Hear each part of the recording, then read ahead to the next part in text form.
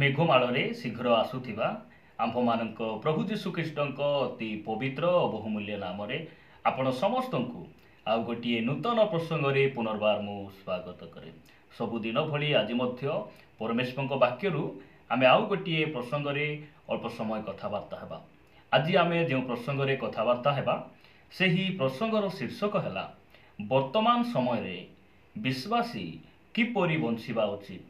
ଆଜିର ପ୍ରସଙ୍ଗ ହେଲା ବର୍ତ୍ତମାନ ସମୟରେ ଖ୍ରୀଷ୍ଟ ବିଶ୍ୱାସୀ କିପରି ବଞ୍ଚିବାର ଆବଶ୍ୟକ ରହିଛି। ଏହି ପ୍ରସଙ୍ଗରେ ଆମେ ପ୍ରଭୁଙ୍କ ବାକ୍ୟରୁ ଅଳ୍ପ ସମୟ କଥାବାର୍ତ୍ତା ହେବା। ପ୍ରିୟ ପ୍ରଭୁଙ୍କ ଲୋକମାନେ, ଆମେ ଯେଉଁ ସମୟରେ ବସବାସ କରୁଛୁ ଏହି ସମୟ ମଣ୍ଡଳୀ ଊର୍ଦ୍ଧ୍ୱକୁ ଉଠାଯିବାର ସମୟ, ମଣ୍ଡଳୀ ଊର୍ଦ୍ଧ୍ୱକୁ ନୀତ ହେବାର ଶେଷ ସମୟରେ, ଶେଷ ମୁହୂର୍ତ୍ତରେ ଆମେ ବସବାସ କରୁଛୁ। ଆଉ ଏହିପରି ସମୟରେ ଖ୍ରୀଷ୍ଟ ବିଶ୍ୱାସୀମାନେ କିପରି ବଞ୍ଚିବାର ଆବଶ୍ୟକ ରହିଛି ସେହି ବିଷୟରେ ଆଜି ଆମେ ବାକ୍ୟରୁ ଅଳ୍ପ ସମୟ କଥାବାର୍ତ୍ତା ହେବା। ଆପଣମାନେ ମୋ ସହିତ ପ୍ରଥମ ପିତର 2 ଅଧ୍ୟାୟକୁ ଆସିବେ। ପ୍ରଥମ ପିତର 2 ଅଧ୍ୟାୟ ତାର 21 ପଦ, 22 ପଦ ଏବଂ 23 ପଦ ଆମେ ପଢ଼ିବା। ଲେଖାଯାଏ, ଏଥି ନିମନ୍ତେ ହିଁ ତୁମ୍ଭେମାନେ ଆହୁତ ହୋଇଅଛ, କାରଣ ତୁମ୍ଭେମାନେ ଯେପରି ଖ୍ରୀଷ୍ଟଙ୍କର ପଦଚିହ୍ନ ଦେଇ ଗମନ କର, ଏଥିପାଇଁ ସେ ମଧ୍ୟ ତୁମ୍ଭମାନଙ୍କ ନିମନ୍ତେ ଦୁଃଖ ଭୋଗ କରି ତୁମ୍ଭମାନଙ୍କୁ ଗୋଟିଏ ଆଦର୍ଶ ଦେଖାଇ ଦେଇ ଯାଇଅଛନ୍ତି। 22 ପଦ, ସେ କୌଣସି ପାପ କଲେ ନାହିଁ, କିଅବା ତାହାଙ୍କ ମୁଖରେ କୌଣସି ଛଳ କଥା ନଥିଲା। 23 ପଦ, ସେ ନିନ୍ଦା ପାଇବା ସମୟରେ ଫେରି ନିନ୍ଦା କଲେ ନାହିଁ, ଦୁଃଖ ଭୋଗ କରିବା ସମୟରେ ପ୍ରତିହିଂସା କରିବାକୁ ଭୟ ଦେଖାଇଲେ ନାହିଁ, କିନ୍ତୁ ନ୍ୟାୟ ବିଚାରକର୍ତ୍ତାଙ୍କ ହସ୍ତରେ ସମସ୍ତ ବିଷୟ ସମର୍ପଣ କଲେ।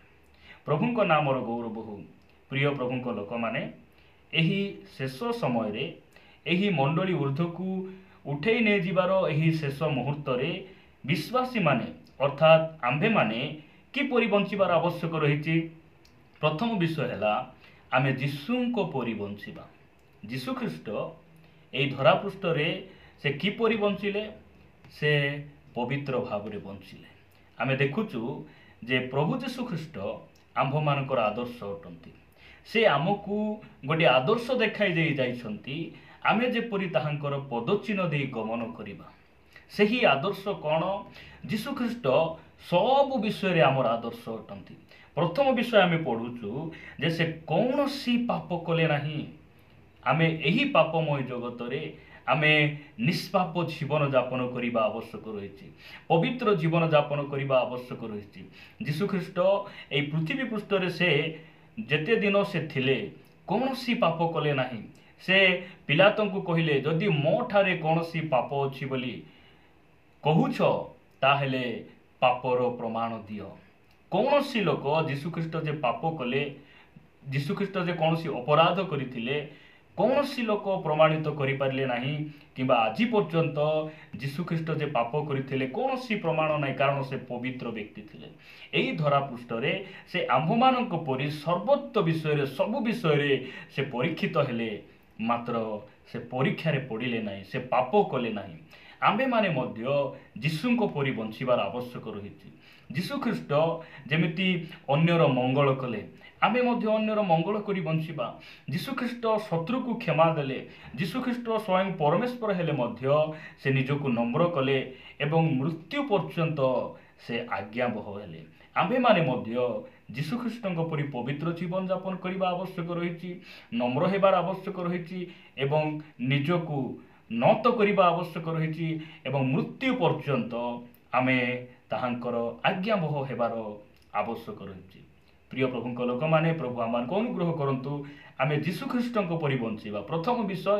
ଦ୍ୱିତୀୟ ବିଷୟ ମୁଁ ଆପଣମାନଙ୍କ ନିକଟରେ ରଖିବା ପାଇଁ ଚାହେଁ, ଆମେ ଏହି ବର୍ତ୍ତମାନ ସମୟରେ ଏହି ମଣ୍ଡଳୀ ଉଠାଯିବାର ଏହି ଶେଷ ଯୁଗରେ, ଶେଷ ମୁହୂର୍ତ୍ତରେ ଆମେ କିପରି ବଞ୍ଚିବା। ଦ୍ୱିତୀୟ ବିଷୟ ମୁଁ ଆପଣମାନଙ୍କ ନିକଟରେ ରଖିବା ପାଇଁ ଚାହେଁ। ମୋ ସହିତ ଆପଣମାନେ ଯାକୁବ ପୁସ୍ତକ 4 ଅଧ୍ୟାୟକୁ ଆସିବେ। ଯାକୁବ ପୁସ୍ତକ 4 ଅଧ୍ୟାୟ 3 ପଦରେ ଲେଖାଗଲା, ଏବେ ଦେଖ, ଯେଉଁମାନେ କହୁଅଛ ଆଜି କିମ୍ବା କାଲି ଆମ୍ଭେମାନେ ଅମୁକ ସହରକୁ ଯିବୁ ଓ ସେଠାରେ 1 ବର୍ଷ ପର୍ଯ୍ୟନ୍ତ ରହି ବାଣିଜ୍ୟ ବ୍ୟବସାୟ କରି ଲାଭ କରିବୁ, କିନ୍ତୁ କାଲି କ'ଣ ଘଟିବ ତାହା ତ ତୁମ୍ଭେମାନେ ଜାଣ ନାହିଁ। ତୁମ୍ଭମାନଙ୍କର ଜୀବନ କ'ଣ କ୍ଷଣକେ ଦୃଶ୍ୟ ହୋଇ ଅଦୃଶ୍ୟ ହୁଏ, ଯେଉଁ ବାଷ୍ପ, ତୁମ୍ଭେମାନେ ତ ତାହା ସଦୃଶ। ମୁଁ ଏହି ବାକ୍ୟରେ କହିବା ପାଇଁ ଚାହେଁ, ଆମେ ଏହି ବର୍ତ୍ତମାନ ସମୟରେ କିପରି ବଞ୍ଚିବା। ଆଜି ଦିନ ମୋ ପାଇଁ ଶେଷ ଦିନ ଅଟେ, ଏହି ପ୍ରକାର ଭାବି ଆମେ ବଞ୍ଚିବା ଆବଶ୍ୟକ ରହିଛି। ଏହି ଶେଷ ଦିନରେ ଆମେ କିପରି ବଞ୍ଚିବା ପ୍ରିୟ ପ୍ରଭୁଙ୍କ ଲୋକମାନେ। ଆମେ ଯେଉଁ ଦିନରେ ସକାଳେ ଜୀବିତମାନଙ୍କ ମଧ୍ୟରେ ଗଣା ଯାଉଛୁ, ଆଜି ଆମେ ବଞ୍ଚିଛୁ, ଆମେ ଏହିପରି ମନୋଭାବ ଧାରଣ କରି ବଞ୍ଚିବାର ଆବଶ୍ୟକ ରହିଛି ଯେ ମୋର ଆଜି ଶେଷ ଦିନ। କାରଣ ମୃତ୍ୟୁ କେତେବେଳେ ଆସେ ମନୁଷ୍ୟ ଜାଣେ ନାହିଁ। ଆମ୍ଭେମାନେ କେଉଁ ମୁହୂର୍ତ୍ତରେ ଆମମାନଙ୍କ ମୃତ୍ୟୁ ହେବ ଆମେ ଜାଣିନାହୁଁ, ଏବଂ ପ୍ରଭୁ ଯୀଶୁଖ୍ରୀଷ୍ଟ କେବେ ମେଘମାଳରେ ଆସିବେ ତାହା ମଧ୍ୟ ଆମେ ଜାଣିନାହୁଁ। ଆମେ ପ୍ରତିଦିନ ଆମେ ଏହିପରି ଗୋଟେ ମନ ଧାରଣ କରିବାର ଅଛି, ଆଜି ଦିନ ମୋର ଶେଷ ଦିନ ହେଇପାରେ, ଆଜି ମୋର ମୃତ୍ୟୁ ବି ହେଇପାରେ, ଏବଂ ଚକ୍ଷୁର ପଲକରେ ଶେଷ ତୁରିଧ୍ୱନିରେ ହେଇପାରେ ପ୍ରଭୁଙ୍କର ଆଗମନ ମଧ୍ୟ ହୋଇପାରେ। ଏହି ପ୍ରକାର ମନକୁ ଆମେ ଧାରଣ କରିବା ଆବଶ୍ୟକ ରହିଛି।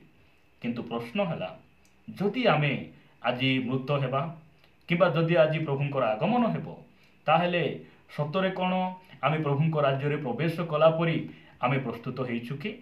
ସତରେ ପ୍ରଭୁ ଯୀଶୁଖ୍ରୀଷ୍ଟ ଆମକୁ ମେଘମାଳରେ ସେ ନେବେ, ଏହି ପ୍ରକାର ଆମେ ଯୋଗ୍ୟ ଆଚରଣ କରୁଛୁ କି?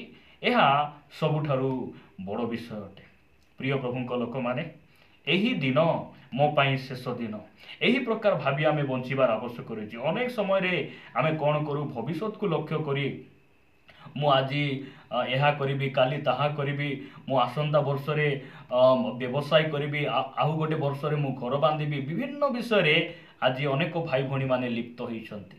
କିନ୍ତୁ ବାକ୍ୟ କହେ ଯେ ଆମର ଜୀବନ ବାଷ୍ପ ସଦୃଶ। ବାଷ୍ପ ଅଳ୍ପ ସମୟ ଦେଖାଯାଏ, ମାତ୍ର କିଛି ସମୟ ପରେ ତାହା ଅଦୃଶ୍ୟ ହୋଇଯାଏ। ଆମର ଜୀବନ ମଧ୍ୟ ସେହି ପ୍ରକାର ଅଟେ। ସେଥିପାଇଁ ପ୍ରତିଦିନ ଆମେ ମୃତ୍ୟୁ ନିମନ୍ତେ ମଧ୍ୟ ପ୍ରସ୍ତୁତ ହେବାର ଆବଶ୍ୟକ ରହିଛି। ଏହି ଜଗତରେ ପରମେଶ୍ୱର ଆମକୁ ଏଥିପାଇଁ ରଖିଛନ୍ତି, ଆମେ ମୃତ୍ୟୁ ନିମନ୍ତେ ପ୍ରସ୍ତୁତ ହେବା, ଅନନ୍ତ ଜୀବନ ନିମନ୍ତେ ପ୍ରସ୍ତୁତ ହେବା। ଜଣେ ବ୍ୟକ୍ତି ମୃତ୍ୟୁବରଣ ନ କଲେ କେବେ ମଧ୍ୟ ସେ ଅନନ୍ତ ଜୀବନ ଦେଖିପାରେ ନାହିଁ, ଈଶ୍ୱରଙ୍କ ରାଜ୍ୟ ସେ ଦେଖିପାରେ ନାହିଁ। ସେଥିପାଇଁ ଆମେ ପ୍ରତିଦିନ ଏହି ଦିନ ମୋର ଶେଷ ଦିନ ଭାବି ଆମେ ବଞ୍ଚିବା। କେମିତି ବଞ୍ଚିବା? ପାପରୁ ପୃଥକ ହୋଇ ପବିତ୍ର ଜୀବନ ଯାପନ କରି ପରମେଶ୍ୱରଙ୍କ ଆଜ୍ଞାବହ ହୋଇ ଆମେ ସମସ୍ତଙ୍କ ସହିତ ମିଳନରେ, ପ୍ରେମରେ, ଶାନ୍ତିରେ ରହିବା ପାଇଁ ଆମେ ଚେଷ୍ଟା କରିବା ଆବଶ୍ୟକ ରହିଛି। ପ୍ରଭୁ ଆମମାନଙ୍କୁ ଦୟା କରନ୍ତୁ। ମୁଁ ଶେଷ ବିଷୟ ଆପଣମାନଙ୍କ ନିକଟରେ ରଖିବା ପାଇଁ ଚାହେଁ।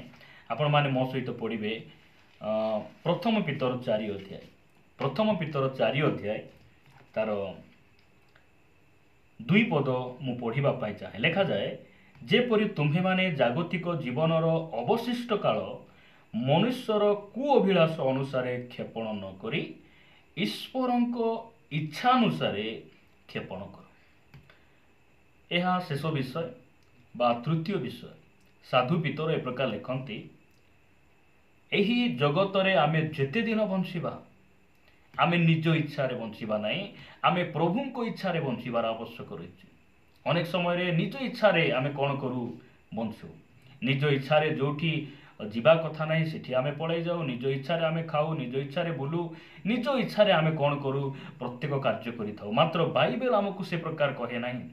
ହଁ, ପରମେଶ୍ୱର ଆମକୁ ସେ ସ୍ୱାଧୀନ ଇଚ୍ଛା ଦେଇଛନ୍ତି, ମାତ୍ର ଏହି ସ୍ୱାଧୀନ ଇଚ୍ଛାକୁ ଯେ ଆମେ ଯେ ମନ୍ଦ ଭାବରେ, କୁଅଭିଳାଷ ଭାବରେ ବ୍ୟବହାର କରିବା, ସେଥିପାଇଁ ପରମେଶ୍ୱର ଏହି ସ୍ୱାଧୀନ ଇଚ୍ଛାକୁ ଆମକୁ ସେ ଦେଇନାହାନ୍ତି। ଆମେ ଯେପରି ପ୍ରଭୁଙ୍କର ଇଚ୍ଛା ଅଭିମତ ଅନୁସାରେ, ପ୍ରଭୁଙ୍କର ଗ୍ରହଣଯୋଗ୍ୟ ଭାବରେ ଆମେ ଆଚରଣ କରିବା, ଏଥିପାଇଁ ସେ ଆମକୁ ଏହି ସ୍ୱାଧୀନ ଇଚ୍ଛାକୁ ସେ ଦେଇଛନ୍ତି। ତାହାଙ୍କ ନାମର ଗୌରବ ହେଉ। ଏହି ସ୍ଥାନ ଲେଖାଯାଉଛି ଯେ ଆମେ ବର୍ତ୍ତମାନ ସମୟରେ କିପରି ବଞ୍ଚିବା। ଆମେ ଭବିଷ୍ୟତରେ ବା ଏହି ଜଗତରେ ଯେତେ ଦିନ ଆମେ ବଞ୍ଚିଥିବା, ଯେଉଁ ପର୍ଯ୍ୟନ୍ତ ପ୍ରଭୁଙ୍କର ଆଗମନ ହେଉନାହିଁ, ସେହି ପର୍ଯ୍ୟନ୍ତ ଆମେ କେମିତି ବଞ୍ଚିବା? କୁଅଭିଳାଷ ଅନୁସାରେ ଏହି ସମୟକୁ କ୍ଷେପଣ ନ କରି, ଏହି ସମୟକୁ ନଷ୍ଟ ନ କରି ଆମେ କେମିତି ବଞ୍ଚିବା? ଆମେ ଈଶ୍ୱରଙ୍କର ଇଚ୍ଛା ଅନୁସାରେ ଆମେ ବଞ୍ଚିବା। ଆମେ ଈଶ୍ୱରଙ୍କର ଇଚ୍ଛା ଅନୁସାରେ, ତାହାଙ୍କର ଇଚ୍ଛା କ'ଣ? ଥେସଲୋନିକୀୟ ପୁସ୍ତକରେ ଲେଖାଯାଉଛି ଯେ ତାହାଙ୍କର ଇଚ୍ଛା ହେଲା ଆମେ ପବିତ୍ର ହେବା। କାରଣ ଆମର ପରମେଶ୍ୱର ପବିତ୍ର ଅଟନ୍ତି। ଆମକୁ ଯେଉଁ ପରମେଶ୍ୱର ବାଛିଛନ୍ତି, ମନୋନୀତ କରିଛନ୍ତି, ଆହ୍ୱାନ କରିଛନ୍ତି, ସେ ପବିତ୍ର ଅଟନ୍ତି। ପ୍ରିୟ ପ୍ରଭୁଙ୍କ ଲୋକମାନେ, ପ୍ରଭୁ ଆମମାନଙ୍କୁ ଅନୁଗ୍ରହ କରନ୍ତୁ। ଆମେ ଯେତେ ଦିନ ବଞ୍ଚିବା, ଆମେ ପ୍ରଭୁଙ୍କ ପାଇଁ ବଞ୍ଚିବା ଆବଶ୍ୟକ ରହିଛି। ରୋମିଓ ମଣ୍ଡଳୀ ନିକଟକୁ ସାଧୁ ପାଉଲ ଏହି ପ୍ରକାର ଲେଖିଲେ, 14 ଅଧ୍ୟାୟ, ରୋମିଓ ପୁସ୍ତକ 14 ଅଧ୍ୟାୟ 8 ପଦରେ ଲେଖାଗଲା, ଯେଣୁ ଯଦି ଆମ୍ଭେମାନେ ବଞ୍ଚୁ ତେବେ ପ୍ରଭୁଙ୍କ ଉଦ୍ଦେଶ୍ୟରେ ବଞ୍ଚୁ, କିମ୍ବା ଯଦି ମରୁ ତେବେ ପ୍ରଭୁଙ୍କ ଉଦ୍ଦେଶ୍ୟରେ ମରୁ। ଅତଏବ ଯଦି ଆମ୍ଭେମାନେ ବଞ୍ଚୁ କିମ୍ବା ମରୁ, ଆମ୍ଭେମାନେ ପ୍ରଭୁଙ୍କର ଅଟୁ। ମୁଁ କହିବା ପାଇଁ ଚାହେଁ, ଯଦି ଆମେ ବଞ୍ଚି ଥାଉ ଥାଉ ଆମେ ଯଦି ପ୍ରଭୁଙ୍କ ପାଇଁ ବଞ୍ଚିବା, ଆମେ ପ୍ରଭୁଙ୍କ ନିମନ୍ତେ କିଛି କରି ବଞ୍ଚିବା, ପ୍ରଭୁଙ୍କର ଗୌରବ ପ୍ରଶଂସା ଉଦ୍ଦେଶ୍ୟରେ ବଞ୍ଚିବା, ତାହାଙ୍କ ରାଜ୍ୟର ବିସ୍ତାର ନିମନ୍ତେ ବଞ୍ଚିବା, ତାହେଲେ ଆମେ ବଞ୍ଚୁ ପ୍ରଭୁଙ୍କ ନିମନ୍ତେ ଜୀବନଯାପନ କରୁ କରୁ କାଳେ ଆମମାନଙ୍କର ମୃତ୍ୟୁ ହେଇଯିବ, କାଳେ ପ୍ରଭୁଙ୍କର ଆଗମନ ହେବ, ତାହେଲେ ମଧ୍ୟ ପରକାଳରେ ମଧ୍ୟ ଆମେ କ'ଣ ହେବା? ପ୍ରଭୁଙ୍କର ହେବା। ଆଉ ବଞ୍ଚୁଥିବା ସମୟରେ ଯେଉଁମାନେ ପ୍ରଭୁଙ୍କର ନୁହନ୍ତି, ସେମାନେ ମରିଗଲେ ମଧ୍ୟ ସେମାନେ ପ୍ରଭୁଙ୍କର ହେଇପାରିବେ ନାହିଁ। ସେଥିପାଇଁ ପ୍ରଭୁ ଆମମାନଙ୍କୁ ଅନୁଗ୍ରହ କରନ୍ତୁ। ପ୍ରିୟ ପ୍ରଭୁଙ୍କ ଲୋକମାନେ, ଆମେ କିପରି ବଞ୍ଚିବାର ଆବଶ୍ୟକ ରହିଛି? ଆମେ ଯୀଶୁଖ୍ରୀଷ୍ଟ ଯେମିତି ବଞ୍ଚିଲେ ସେହି ପ୍ରକାର ବଞ୍ଚିବାର ଆବଶ୍ୟକ ରହିଛି। ଏବଂ ଆଜି ଦିନ ମୋର ଶେଷ ଦିନ ବୋଲି ଭାବି ଆମେ ନିଜକୁ ପ୍ରସ୍ତୁତ କରି ବଞ୍ଚିବାର ଆବଶ୍ୟକ ରହିଛି। ଏବଂ ତୃତୀୟ ବିଷୟ ଆମେ ଦେଖିଲୁ ଯେ ଯେତେ ଦିନ ଆମେ ଏହି ପୃଥିବୀ ପୃଷ୍ଠରେ ବଞ୍ଚିବା, ପରବର୍ତ୍ତୀ କାଳ ଆମେ ପ୍ରଭୁଙ୍କ ନିମନ୍ତେ କ୍ଷେପଣ କରିବା। ହେଇପାରେ ଅତୀତ କାଳରେ ଆମେ ପ୍ରଭୁଙ୍କୁ ଦୁଃଖ ଦେଇଛୁ, ଅମାନ୍ୟ କରିଛୁ, ତାହାଙ୍କର କଥାକୁ ଆମେ ମାନି ନାହୁଁ, ଆମେ ଜାଣିଶୁଣି ଅବାଟକୁ ଯାଇଛୁ। ମାତ୍ର ଏହି ଯେଉଁ ଭବିଷ୍ୟତରେ ପରବର୍ତ୍ତୀ ସମୟରେ ଆମେ କେମିତି ବଞ୍ଚିବାର ଆବଶ୍ୟକ ରହିଛି? ପରମେଶ୍ୱରଙ୍କର ଇଚ୍ଛା ଅନୁସାରେ ଆମେ କାଳକୁ କ୍ଷେପଣ କରିବା। ଏହା ପ୍ରଭୁ ଆମଠାରୁ ଚାହାନ୍ତି। ପ୍ରଭୁ ଏହି ବାକ୍ୟ ଦେଇ ଆମ ସମସ୍ତଙ୍କୁ ପ୍ରଚୁର ଭାବରେ ଆଶୀର୍ବାଦ କରନ୍ତୁ। ଆସନ୍ତୁ ପଦେ ପ୍ରାର୍ଥନା କରିବା। ପ୍ରେମିକ ସ୍ୱର୍ଗୀୟ ପିତା, ମୁଁ ତୁମକୁ ଧନ୍ୟବାଦ ଦିଏ ପ୍ରଭୁ, ତୁମ ବାକ୍ୟ ଦ୍ୱାରା ଆମମାନଙ୍କୁ କଥା ହେଇଛ। ପିତା, ଏହି ମଣ୍ଡଳୀ ପ୍ରଭୁ ଉଠାଯିବାର ଏହି ଶେଷ ମୁହୂର୍ତ୍ତରେ ତୁମେ ଆମମାନଙ୍କୁ ରଖିଛ। ଜୀବିତମାନଙ୍କ ମଧ୍ୟରେ ନାମ ସ୍ଥାନ ଦେଇ ତୁମ ବାକ୍ୟ ଦ୍ୱାରା ତୁମେ ଆମମାନଙ୍କୁ କଥା ହେଉଛ। ଧନ୍ୟବାଦ ପ୍ରଭୁ। ଆମେ ଏହି ଧରା ପୃଷ୍ଠରେ ଆମେ ଯେତେ ଦିନ ବଞ୍ଚିବୁ, ତୁମ ଉଦ୍ଦେଶ୍ୟରେ ବଞ୍ଚିବା ପାଇଁ, ତୁମ ଆଗମନ ଉଦ୍ଦେଶ୍ୟରେ ବଞ୍ଚିବା ପାଇଁ ଆମ ସମସ୍ତଙ୍କୁ ତୁମେ ସାହାଯ୍ୟ କର। ଗୌରବ ମହିମା ତୁମକୁ ଦେଇ ପ୍ରାର୍ଥନା ଯୀଶୁଙ୍କ ନାମରେ ମାଗୁଛି। ଆମେନ୍, ଆମେନ୍। ପ୍ରଭୁଙ୍କ ନାମର ଗୌରବ ହେଉ। ପ୍ରଭୁ ଆମ ସମସ୍ତଙ୍କୁ ଆଶୀର୍ବାଦ କରନ୍ତୁ। ପ୍ରଭୁଙ୍କ ଇଚ୍ଛା ହେଲେ ଆଉ ଏକ ସନ୍ଦେଶରେ ଆମେ ପରସ୍ପର ସାକ୍ଷାତ କରି ତାଙ୍କ ରାଜ୍ୟ ନିମନ୍ତେ ବଢ଼ୁଥିବା ରହିବା। ନମସ୍କାର। ଗଡ୍ ବ୍ଲେସ୍ ୟୁ।